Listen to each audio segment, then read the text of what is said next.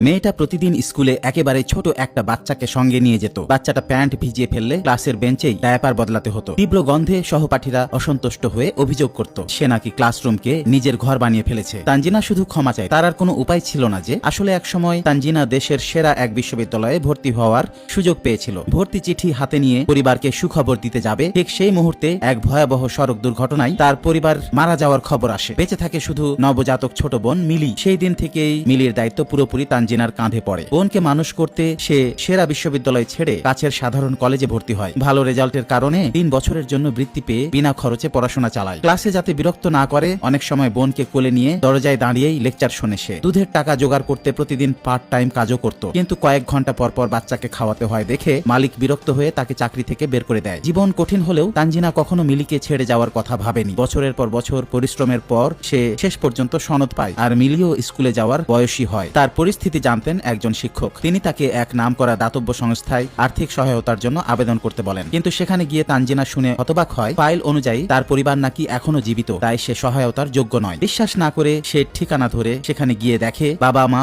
আর বড় বোন রুবিনা সবাই সুস্থ আরামী জীবন কাটাচ্ছে। কথোপকথনে ভয়ঙ্কর সত্য সামনে আসে। তারা ইচ্ছে করেই নিজেদের মৃত্যুর নাটক সাজিয়েছিল যাতে তানজিনা সেরা বিশ্ববিদ্যালয় ছেড়ে দেয় আর সেই জায়গায় রুবিনা ভর্তি হতে পারে। মিলিকেও ইচ্ছা করে তার হাতে রেখে গেছে যেন বাচ্চার জন্য 1 টাকাও খরচ করতে না হয় এবং অন্যের মাধ্যমে বাচ্চাকে বড় করে পায়। এর চেয়েও বড় আঘাত আসে যখন তানজিনা জানতে পারে তানজিনা এই পরিবারের আসল সন্তানই নয়, বরং একটা দত্তক। রাগে ফেটে পড়ে সে, দরজার ভেতর ঢোকে। ধরা পড়ে যাওয়ায় বাবা মা আর ভান করে না, উল্টা বলে সে নাকি এখনো তাদের ঋণ শোধ করতে পারেনি, তাকে বড় করার ঋণ। ঘটনা ফাঁস হবে ভেবে তার বড় বোন তাকে দোষ চাপাতে গেলে তানজিনা সোজা চড় মারে। বাবা শাসন করতে এলেও চড় খায়, পুরো পরিবারই থাপ্পড় খায়। তানজিনা মিলিকে তার দিকে ঠেলে দিয়ে বলে আজ থেকে তাদের সঙ্গে তার আর কোনো সম্পর্ক নেই। মিলি কান্নাকাটি করে তাকে ছেড়ে যেতে নিষেধ করে, কিন্তু